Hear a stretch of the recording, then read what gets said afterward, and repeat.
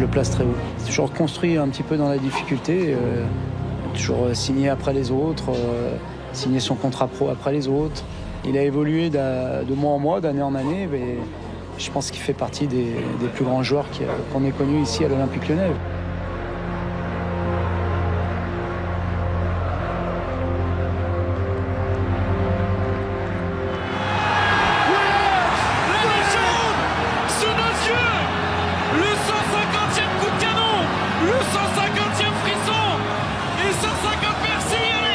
Quand tu as la chance d'avoir un joueur comme ça, ben, tu aimerais qu'il soit toujours disponible. C'est quand il n'est pas disponible que tu t'aperçois que marquer des buts, ça devient compliqué. Commandant, monsieur Lacazette, comment allez-vous? J'espère que vous allez bien, parce qu'au moment où je fais la vidéo, je viens juste de voir un petit post là qui parlait de vous en disant que vous étiez le leader du tableau des buteurs en France. Donc je suis super content et c'est une super chose parce qu'on s'est parlé avant le début de la saison et t'es en train d'honorer ce que t'as dit, donc franchement c'est top. Je te laisse ce petit message pour te féliciter pour tes 150 buts avec l'OL. Je suis vraiment fier et content de voir la saison que tu es en train de faire. Tu es revenu à Lyon, tu as montré à plusieurs reprises que tu étais un grand attaquant, un grand buteur. C'est un vrai leader.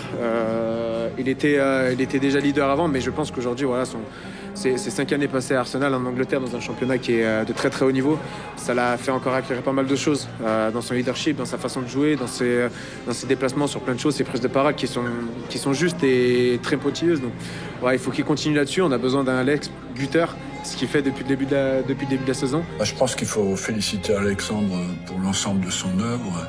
Il a démontré que, en s'appuyant sur des qualités comme l'intelligence, la qualité technique, sa détermination, qu'on peut réussir une grande carrière. Il a eu toujours cette compréhension du jeu, cette capacité de prendre les bonnes décisions. C'est un vrai battant et il ne se résigne jamais à perdre un match, donc ça explique certainement sa longévité au plus haut niveau. On connaît tous tes qualités extraordinaires et la magnifique carrière que tu es en train de faire. Tu peux être que fier de toi parce que tu mérites tout ce qui t'arrive, mais surtout pour te parler de ton côté humain, parce qu'humainement t'es vraiment un mec en or. J'ai eu la chance de te connaître à Arsenal, j'étais très jeune et tu m'as vraiment considéré comme ton petit frère dès le départ. On sait qu'on peut tous compter sur toi parce que t'es un mec loyal et voilà, tout ce que tu as, tu le mérites au jour d'aujourd'hui et je suis très heureux de te connaître et très heureux d'avoir un ami comme toi. Ciao ciao frérot, à bientôt. Bon mon frérot, mais si tu me vois tous les jours à l'entraînement, je tenais quand même à te laisser ce petit message de félicitations par rapport à tes 150 buts qui sont aujourd'hui 152 ou 153 je crois. Mais voilà, en tout cas félicitations à toi, j'espère que tu vas continuer à en mettre plein en cette fin d'année et les années d'après. J'espère aussi qu'on sera enfin ensemble sur un but pour qu'on fasse notre petite célébration parce que ça fait un mois qu'on l'a pas faite. Mais en tout cas voilà, félicitations et puis je te dis à demain en forme et sois à l'heure s'il te plaît. Monsieur Lacazette, je vous souhaite une bonne soirée, hein. Je vais vous laisser. Je t'embrasse, profite et continue à nous faire rêver. Allez, bis poto, ciao ciao. J'espère vraiment qu'avant notre fin de carrière, on aura l'occasion de rejouer ensemble et de recélébrer nos buts ensemble comme on le faisait à l'époque. Allez, ciao ciao. Commandante, on s'attrape. Ciao.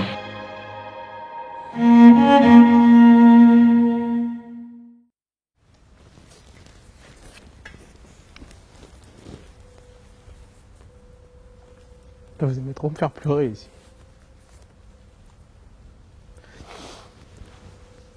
C'est mignon. Alexandre, l'Olympique Lyonnais, c'est 15 ans de votre vie. Qu'est-ce que ça vous fait de revoir toutes ces images? Non, ça fait plaisir. C'est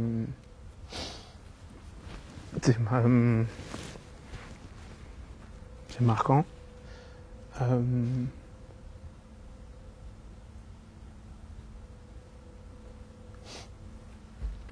Comment expliquer? Il faut de l'eau un peu.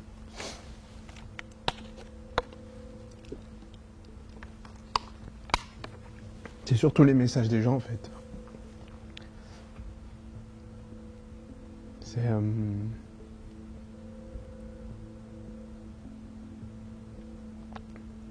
le côté humain qui ressort. Et je suis content de voir que... Alors certes, il y a le footballeur, mais tout ce que les gens ils disent gentiment, ça fait plaisir. Alexandre, l'enfant de Mermoz, quand il revoit toutes ces images, il se dit quoi? Qu'il a fait du bon chemin, mais il est très fier parce qu'il a beaucoup travaillé, il s'est jamais arrêté aux obstacles qu'il a pu avoir, parce que ouais, j'en ai eu pas mal. Et non, ouais, il y a beaucoup de fierté et de se dire que je suis en train de marquer le club, c'est beau. Ce club, finalement, c'est toute votre vie? Ouais, depuis tout petit, je rêvais de jouer à l'OL. Mon père, il a pris du temps avant de m'inscrire. Il a attendu 3 à 4 ans. Et puis après, ouais, c'était un rêve d'être une légende du club, de marquer l'histoire, d'être important auprès du public, du vestiaire, du club, tout ça, ça me tenait à cœur. Quel moment vous a le plus marqué quand vous avez revu ces images? Mes débuts, forcément. La première, quand je quitte l'OL en 2017, c'est un moment à chaque fois, c'est dur pour moi. Et aussi les messages, que ce soit mes ex-partenaires, les coachs, la manière dont ils parlent de moi aussi humainement, je suis content. C'est-à-dire que ma mère m'a bien éduqué. C'est ça, vous le dites, le côté humain qui ressort. Vous aviez un doute là-dessus? Non, mais peu de gens me connaissent vraiment, parce que je parle pas beaucoup, je suis assez réservé, je peux être très froid, ce que je peux comprendre aussi. J'ai souvent entendu que j'avais un air hautain, je peux l'entendre. Mais quand on me connaît vraiment, on peut voir qui je suis et ça me fait plaisir de voir que mes anciens coéquipiers retiennent ça de moi. Et des grands noms, on l'a vu aussi Arsène Wenger, qui a beaucoup d'admiration et d'affection pour vous. Ouais, je le remercierai jamais assez de m'avoir amené à Arsenal, mon club de cœur en Angleterre, et d'avoir pu avoir cette expérience. Donc c'est magique pour moi.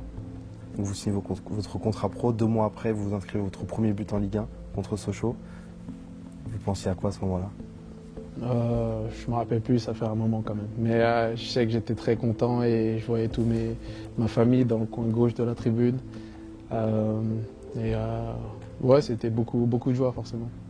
Et c'est le premier but d'une longue série. Aujourd'hui, vous êtes le 2e meilleur buteur de l'histoire de Lyon. Qu'est-ce que ça représente? C'est beaucoup de fierté. Je suis très content de m'inscrire dans le top 3 et j'espère un jour atteindre la première place.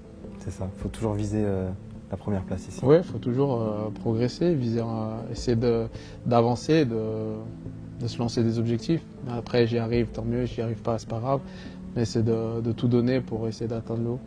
Et quand vous dépassez Bernard Lacombe, il y a eu des mots aussi touchants à votre égard contre Nantes? Oui, après, c'était même depuis quelques semaines avant déjà.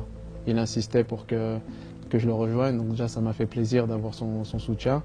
Parce que Bernard, depuis le début, il était là, toujours me conseiller, ses petites balades avec lui, à me donner ses astuces. Et donc ouais, ça m'a fait plaisir qu'il soit présent quand j'ai réussi à le battre. Si je vous dis 2015, derby face à Saint-Etienne, stade de Gerland. Oui, très bon souvenir. Ça reste l'un des plus beaux souvenirs. En plus, c'était le dernier derby à Gerland. Et vu qu'on gagne derrière, c'est parfait. Vous inscrivez votre nom dans l'herbe, dans la terre de Gerland là. Ouais, maintenant c'est le rugby, hein, donc ça a été renouvelé. Mais ouais, ça reste un souvenir incroyable et un moment inoubliable parce qu'un derby, ça est toujours particulier pour nous, les Lyonnais. Et d'avoir inscrit un triplé, c'est fort. Et ensuite, nouveau stade, le Parc OL, aujourd'hui le Groupama Stadium. C'est vous qui inaugurez le stade. Ouais, après, tout le monde savait que c'était important pour moi. Donc, si on regarde le match, on voit qu'on me cherche beaucoup.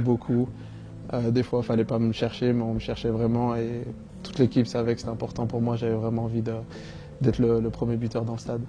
Vous êtes le premier buteur dans ce stade et le meilleur buteur actuellement dans ce stade. Ouais, j'ai vu que j'ai battu Memphis. J'ai mis 41 plus 1 but, donc c'est bien. Les records, c'est important? Non, c'est pas important. C'est pas important le record, c'est plus l'objectif et d'être numéro 1 après. Si vraiment un jour je serai battu, quoi qu'il arrive. Et dans le futur, quelqu'un mettra encore plus de buts. passera numéro 2 et numéro 1. C'est juste la suite logique, il faut l'accepter. Mais c'est vrai que ça fait plaisir sur le moment, mais ce n'est pas le plus important. Pourquoi, on en parlait du match face à Nice, pourquoi ce 20 mai 2017, il résonne encore quand vous en parlez, il y a toujours cette émotion?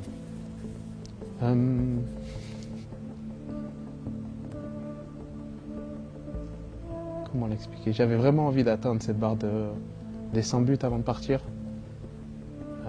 En plus devant le public, en disant au revoir à tout le monde. Je pense que c'est ça, ouais. Et il a des mots très forts, Bruno Genesio, à ce moment-là. Après match, il dit que vous êtes un joueur qui s'est toujours battu, à qui on n'a jamais rien donné finalement. Ouais, c'était compliqué parce qu'au début, j'ai eu mon contrat après tout le monde dans ma génération. Depuis tout petit, il fallait à chaque fois prouver, confirmer, peut-être un peu plus que les autres parce que, par exemple, j'avais pas d'agent au début, donc c'est toujours compliqué quand on n'a pas d'agent. Il y avait beaucoup de doutes sur le fait que physiquement, je tenais pas les matchs comme les autres. Ouais, il y avait beaucoup de choses un peu, entre guillemets, en ma défaveur. Donc fallait que je travaille un peu plus, fallait toujours confirmer. Il y avait toujours ce point d'interrogation à mon égard. Et au final, ça m'a, je pense, aidé parce que j'ai toujours dû travailler. Et ça m'a développé une capacité mentale à toujours vouloir faire plus. Donc c'est pas plus mal. Et ce départ de Lyon, vous le vivez comme un déchirement à ce moment-là? Non, mais c'est jamais facile de dire au revoir, quoi. Et même si au fond de moi, je me suis toujours dit, tu vas sûrement revenir, mais on ne sait jamais de quoi est fait l'avenir. Donc à tout moment, le club n'aurait jamais accepté mon retour. Mais sur le moment, ouais, c'est jamais facile de dire au revoir à ceux qu'on aime. De ces 5 saisons ensuite à Arsenal, ce serait quoi le résumé de ces 5 saisons? Qu'est-ce que vous avez appris pendant ces 5 saisons? Sur vous, personnellement, et d'un point de vue aussi sportif. Sportif, j'ai beaucoup appris parce que j'ai appris avec différents coachs qui ont une manière différente de travailler, mais j'ai beaucoup appris tactiquement et ils m'ont expliqué beaucoup de choses sur le football que je ne connaissais pas. Et donc franchement là-bas j'ai beaucoup appris. Et humainement, la vie, déjà je suis devenu papa là-bas, donc forcément ça change. Je suis plus un gamin, je suis devenu un homme. Et donc il y aura toujours ce côté attachant avec Londres. Et si vous deviez corriger une chose dans votre carrière, qu'est-ce que ce serait? Rien du tout. Rien. Aucun regret sur ma carrière. Je suis content de ce que j'ai pu faire et on peut toujours mieux faire forcément. Mais je ne retire rien de ma carrière parce que c'est Dieu qui en a décidé ainsi et je suis content de ce que j'ai à l'heure actuelle. On en avait déjà parlé, mais quand on voit cette carrière, forcément, on est obligé de penser à cette année 2017. On ne vous a plus jamais revu en équipe de France. C'est peut-être ça le regret de cette carrière. Non, ça devait se faire comme ça. Ça fait partie de mon histoire, on va dire. Maintenant, j'ai vécu d'autres choses, du coup, en n'allant pas en sélection et je ne le regrette pas. Quand vous revenez l'été dernier à Lyon, on a l'impression que vous étiez finalement jamais parti. Vous revenez comme si vous n'étiez jamais parti. Ouais, on a l'impression. Parce que pour moi, il y avait beaucoup de choses qui avaient changé et la pression, elle était différente aussi parce que beaucoup de personnes me pensaient fini, me se disaient que j'allais pas réussir, que le club faisait une erreur et j'avais envie de démontrer que non, j'avais toujours le niveau et que j'avais envie de prouver au club qu'ils avaient raison de me faire confiance. Et surtout, je voulais être un des meilleurs partenaires possibles. Il y avait un esprit revanchard? Pas vraiment revanchard, juste démontrer que ouais, je ne suis pas fini, je suis encore là et que si Lyon fait encore appel à moi, c'est qu'ils ont raison. Et qu'est-ce qui vous a convaincu de revenir finalement à Lyon? Être proche de ma famille, de mes amis, parce que je suis quelqu'un qui aime être proche d'eux. Le challenge aussi. Lyon, ça fait pas mal d'années qu'ils ont du mal à retrouver le haut du tableau. Là encore, on n'y est pas, mais j'ai envie de relever ce challenge et d'aider le club à revenir en haut de l'affiche. Et l'enfant du club, il est revenu avec le costume du général. Pourquoi ce surnom? Je crois que c'était après le but contre la Roma. Après le but contre la Roma, où... Est-ce que c'est pas Bruno Chéroux, le commentateur? Je crois que c'est lui. Ouais. Hein. qui le dit, et ça m'avait suivi pendant l'Europa League. Du coup, après, ouais, le club l'a utilisé, donc ça vous va bien? Ça me dérange pas. Ça me dérange pas. Et un peu chef de guerre, suivez-moi, on va à la guerre ensemble. Non, je suis pas comme ça. Je suis pas suivez-moi, on va y aller tous ensemble. Mais c'est ce qu'on ressent aussi quand vous marquez des buts. Toute l'équipe s'empresse de célébrer avec vous. Ouais, mais après, je pense qu'aussi, quand c'est un autre qui marque aussi, on s'empresse de célébrer avec. Enfin, moi, j'aime bien célébrer avec le buteur. J'aime quand on célèbre un but tous ensemble parce que forcément, si je marque, c'est moi qui suis mis en avant. Mais pour moi, ça reste un but collectif, c'est toute l'équipe. C'est tous ensemble, on doit célébrer. Pareil, quand Anto il fait un arrêt ou qu'un défenseur fait un beau truc, en général, souvent il y a quelqu'un qui a pu l'aider. Bon, des fois Anto il fait l'arrêt tout seul parce qu'il se retrouve un contre un. Mais ça reste un sport d'équipe et je suis pas trop fan de dire oui c'est tout grâce à un mec. Donc c'est souvent un travail d'équipe.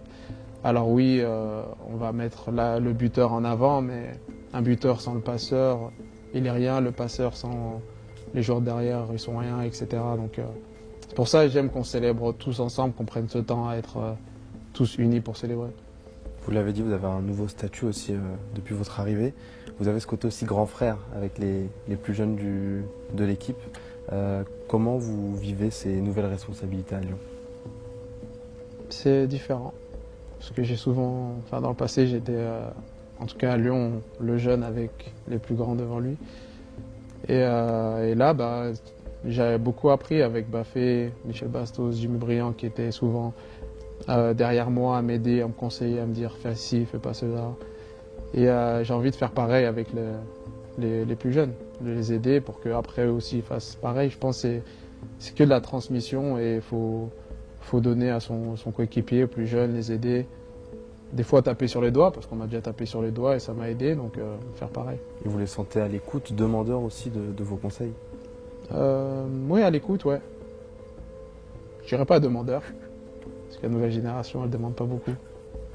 Mais oui, à l'écoute. Vous êtes l'éclaircie de cette saison lyonnaise finalement. Individuellement, vous êtes au top. Collectivement, l'équipe a un peu plus de mal. Comment vous expliquez cette dualité? Pourquoi ça ne fonctionne pas collectivement? C'est une bonne question. Parce qu'on fait souvent les mêmes erreurs et c'est ça le souci. Mais on vit une saison bizarre, je pense, où on a du mal à faire un match plein, on a du mal à enchaîner. Il y a toujours un petit couac, quelque chose. Est-ce que c'est le manque d'expérience parce qu'on est pas mal de jeunes dans l'équipe? Est-ce que c'est le manque de... On s'est rarement retrouvé avec 11 joueurs totalement en confiance et je pense que ça nous a fait un peu défaut. Mais après, ouais, on va apprendre pour que l'année prochaine, on essaie d'être meilleur. J'ai l'impression qu'il y a un mal lyonnais, c'est que Lyon aime bien les grands matchs, les grands rendez-vous. Mais une fois que le week-end d'après, c'est entre guillemets un petit adversaire, ça replonge mentalement. Est-ce que vous le ressentez ça ou pas? Ouais, c'est vrai que c'est un ressenti qu'on a déjà eu mais je sais pas si c'est parce que c'est une plus petite équipe après. Enfin, je sais pas. Vraiment, j'aimerais savoir et comprendre. C'est compliqué à expliquer et c'est navrant à jouer en plus de se dire qu'on perd des points à chaque fois bêtement parce que c'est 2 points ci, 2 points là, 3 points et au final la saison, on la rate de peu de choses. C'est surtout, je pense, de la concentration et avoir cette mentalité de toujours être au top. Je pense que c'est ce qui nous fait défaut. Vous êtes 3e au classement des buteurs. Qui va finir meilleur buteur du championnat? La cote, elle est pour Kylian, forcément. Mais je pense qu'on va essayer de l'embêter jusqu'au bout. Votre coach Laurent Blanc le disait aussi, il y a un Lyon avec Alexandre Lacazette et un Lyon sans Alexandre Lacazette offensivement. Ouais, il m'a dit maintenant que tu es là, maintenant qu'il est là, il veut juste que je marque. Occupe-toi rien d'autre, pense à marquer, donc fais ce que tu as envie, mais il faut que tu marques. Donc j'ai envie de marquer pour le coach et pour l'équipe. J'ai envie qu'il continue à me mettre tous les week-ends et qu'il soit satisfait de mon rendement. Quel est votre rapport avec Laurent Blanc? Qu'est-ce qu'il vous apporte aussi? De la confiance, beaucoup de confiance. On discute de tout. C'est ça qui est bien aussi avec le coach. Il a un côté humain qui est très fort. C'est ça que j'apprécie encore plus.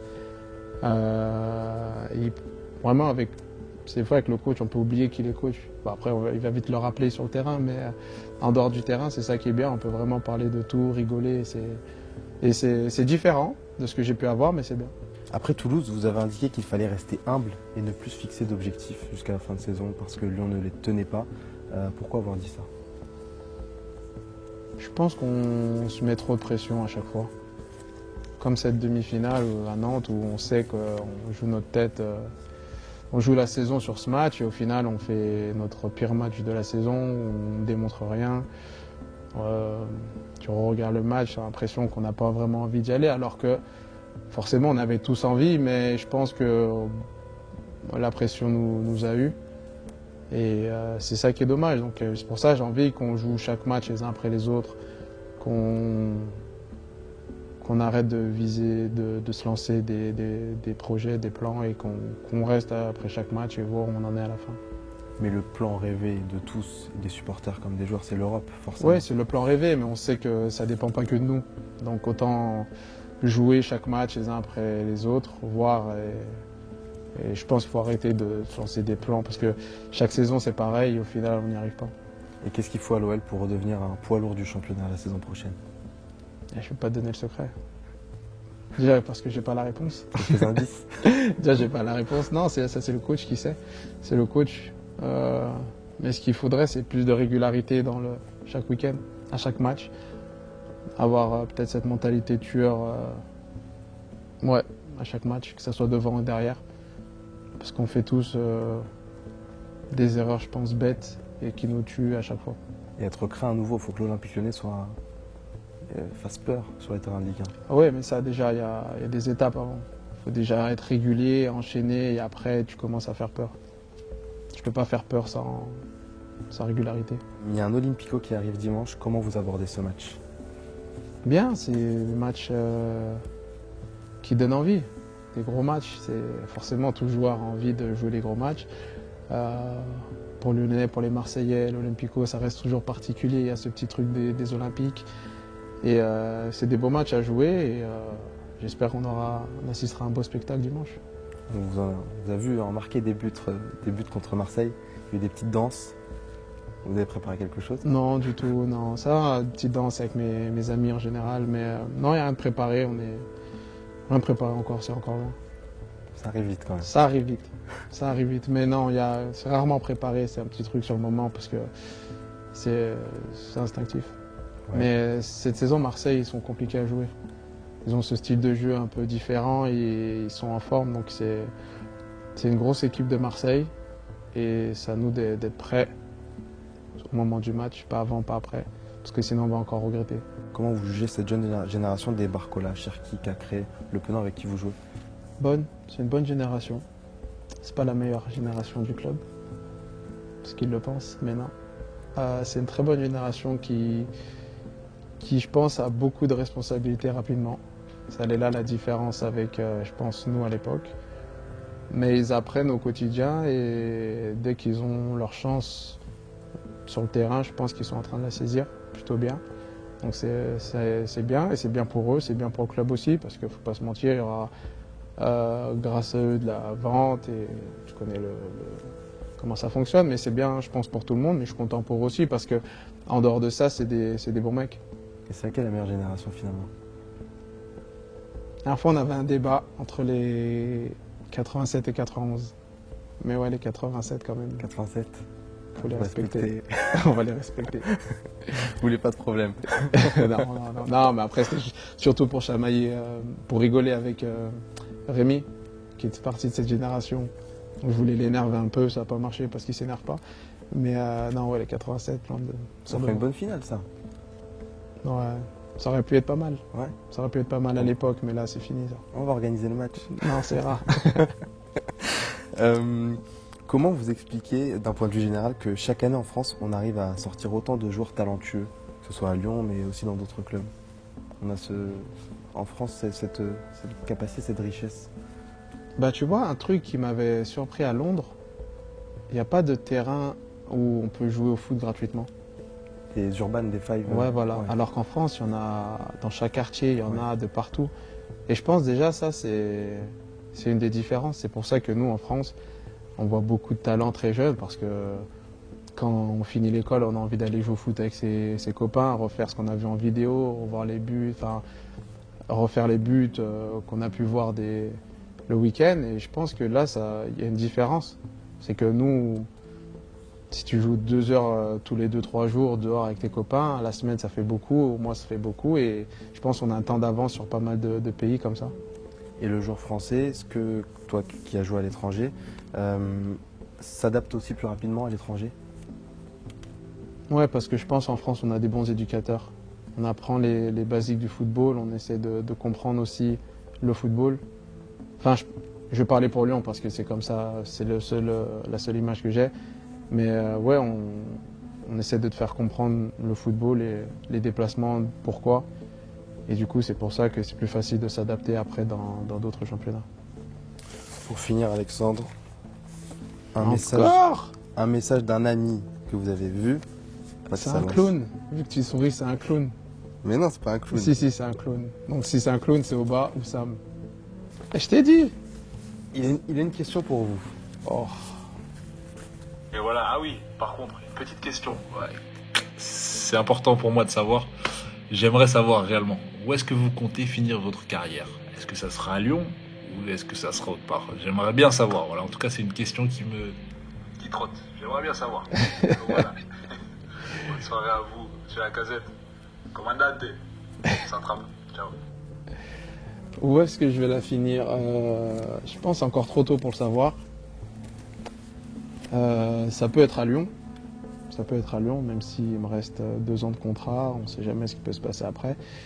Et sinon, je ne sais pas vraiment. Je sais pas. J'ai pas réfléchi. C'est pas encore dans ma réflexion. Ça peut être Lyon. Lyon, ça peut vraiment se faire. Mais c'est que la fin n'est pas encore proche. C'est ça le souci. Je me sens pas proche de la fin encore. Bon, je suis plus proche de la fin que le début, forcément, mais je me sens pas prêt de finir maintenant, donc je réfléchis pas. Ou peut-être parce que j'ai pas envie de savoir. Ah. C'est peut-être ça aussi. Je me mens à moi-même peut-être. Donc on va encore voir de belles années devant nous. Ah, j'espère. Ouais, j'espère que le film n'est pas fini. On se reverra dans 3-4 ans et tu me montreras un peu plus. Toujours avec Lyon.